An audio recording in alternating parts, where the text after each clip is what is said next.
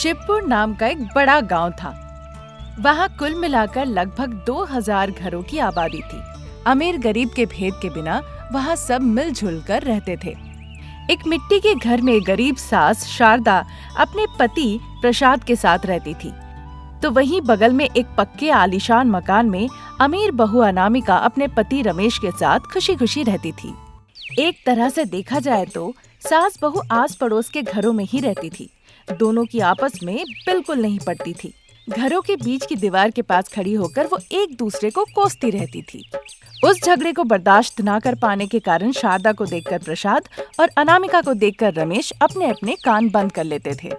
मेरा हाथ देखा है न तुमने? आटा गूंद कर रोटियां बनाने वाली हाथ है। एक थप्पड़ मार दिया ना तो पापड़ बन के बिखर जाओगी। हेलो पड़ोस वाली सासू माँ, एक बार मेरे हाथों को भी देख लीजिए।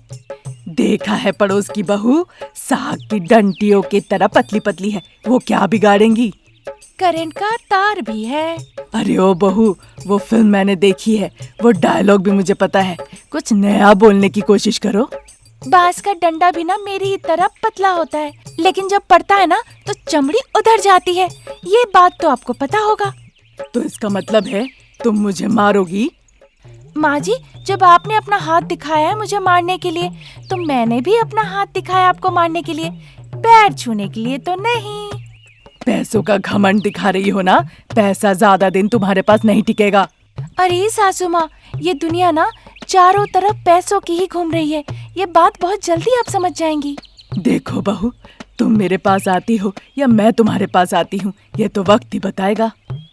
जब सास बहू इस तरह की बातें कर रही थी, तब बाप बेटे ने अपने कानों से हाथ हटाए।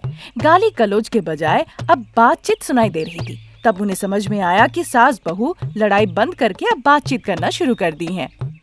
शारदा, पड़ोस की बहू की बहुत बातें सुन ली, अब घर के अंदर आके खाना परोसो। खेत जाना है, वहाँ किसान खेत में मेरा इंतजार कर रहे हैं।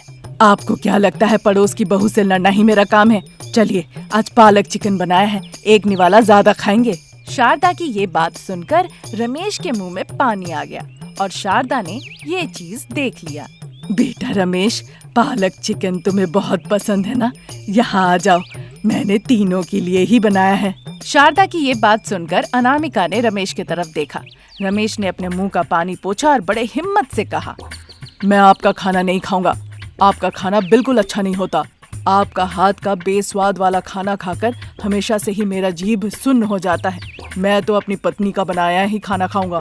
कहकर रमेश अपने पक्के मकान के अंदर चला गया। अनामिका ने बड़े ही गर्व से कहा, मेरे पति ने जो कहा सुना ना आपने? आपका बनाया पालक चिकन आप ही खाइए। मैं अपने पति को अपने हाथों से और भी ज्यादा स्वादिष्ट खाना पकाकर खिलाऊंगी। उन्हें मेरे ही हाथ का खाना पसंद है। कहकर अनामिका घर के अंदर चली गई। शारदा मनी मन बुदबुदाने लगी। चलो शारदा, अंदर जाके तुम्हारे बनाए पालक चिकन खाते हैं। चलिए। कहकर शारदा और प्रसाद घर के अंदर चले जाते हैं। शारदा प्रसाद को चावल के साथ पालक चिकन परोस के देती है। प्रसाद स्वाद लेकर मजे से खाते हैं, पर शारदा बार बार दरवाजे की तरफ देखती रहती है। शारदा, चाहे तुम कितना भी दरवाजे की तरफ देख लो, बेटा बहू को बिना बताए उस घर से नहीं आ सकता। ऐसे देखना छोड़ो और खा लो। मेरा बेटा बिना खाए मैं नहीं खा सकती। मेरा बेटा जरूर आएगा। वहाँ हमारी बहू अनामिका के हाथ का बना खाना खाने के बाद क्या वो यहाँ पालक चिकन खाने आएगा? अरे, आपको सच नहीं पता क्या? हमारी अमीर बहू को खाना नहीं बनाना आता। सच कह रही हो शारदा? मानिए मेरी बात, मैं सच कह रही हूँ। बहू के हाथ का वो बेस्वाद खाना वो नहीं खा पा रहा है। तो क्या बेटा हर रोज खाने के लिए हमारे घर आता है? हाँ जी, वो रोज खाने आता है और आज भी पालक चिकन खाने आएगा। शारदा सारी बातें कहती है और फिर दरवाजे की तरफ देखने लगती है। उधर आलीशान घर के डाइनिंग टेबल पर रमेश बैठा था। खाना बनाने से अनजान अमीर बहू रानी अनामिका ने कुछ पानी जैसा खाना परोसा। वो खाना रमेश को बिल्कुल पसंद नहीं आया, पर अनामिका के खातिर जैसे तैसे उसने वो खाना खा लिया। 2-3 निवाला जैसे ही उसने खाया उसे उल्टियाँ होने लगी। क्या हुआ राम, खाना अच्छा नहीं बना? अच्छा बनाया अनु, मेरी ही तबीयत लगता है ठीक नहीं है, इसीलिए अभी मैं खा नहीं पा रहा हूँ। ऑफिस से आने के बाद मैं खाऊंगा, तुम इसे फ्रिज में रख दो। ठीक है राम, अभी आप ऑफिस जाइए। जैसे ही अनामिका ने कहा, रमेश ऑफिस के लिए निकल गया। फिर अनामिका डाइनिंग टेबल पर बैठकर अपना बनाया खाना अपने ही खाने लगी। जैसे एक निवाला मुंह में दिया, थू थू करके उसे उगल दिया। मेरा बनाया खाना इतना घटिया बना है, पर राम ने तो मुझसे कुछ भी नहीं कहा। शायद उन्हें लगा होगा कि मुझे बुरा लगेगा। सॉरी राम, मैं आपके लिए पालक चिकन अभी ऑर्डर कर देती हूँ। फिर डाइनिंग टेबल के पास से वो चली जाती है। उधर प्रसाद का खाना पूरा हो जाता है। शारदा, रमेश अभी तक नहीं आया, लगता है ऑफिस चला गया है। तुम खा लो, मैं खेत जा रहा हूँ, मेरा खाना लेकर आ जाना। ठीक है जी, आप खेत जाइए, मैं खा कर आती हूँ। शारदा ने कहा और प्रसाद खेत के लिए निकल गए। बेटे के लिए शारदा पालक चिकन एक डिब्बे में पैक करके घर पे ताला लगा के निकल गई। शहर के ऑफिस में रमेश काम कर रहा था।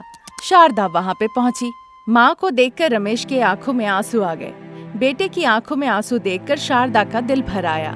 रो मत बेटा, ऑफिस में सब देख रहे हैं, जो होता है अच्छे के लिए होता है। ऐसा सोचो, मैं तुम्हारे लिए पालक चिकन लेकर आई हूँ, खा लूंगा माँ, तुम घर लौट जाओ।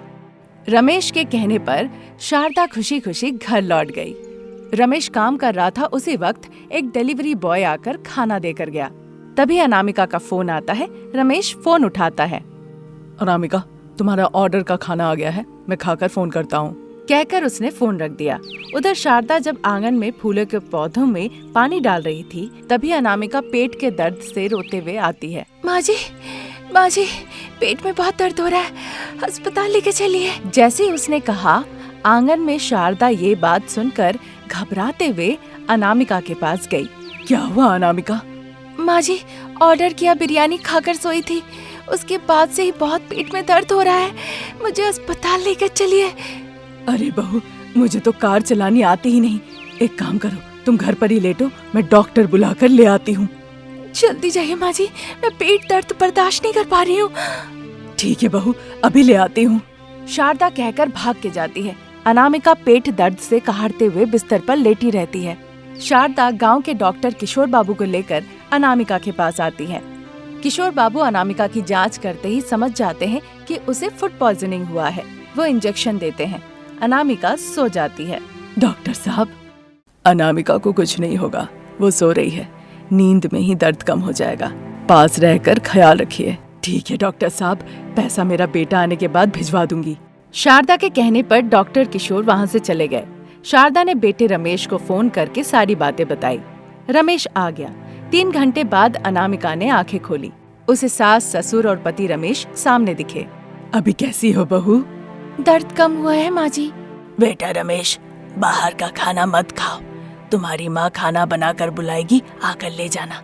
चलो शारदा, घर चलते हैं। बेटा, बहू का ख्याल रखना। शारदा प्रसाद वहाँ से चले जाते हैं। जिन पैसों के घमंड से हमेशा आलीशान मकान में रहते हैं, उन पैसों ने आज तुम्हारी जान नहीं बचाई अनामिका। रमेश की बात सुनकर अनामिका चुप हो जाती है। गरीब है, बूढ़े है, बदबू आती है, ये सब कहकर तुमने खुद को माँ पिताजी से दूर कर दिया था।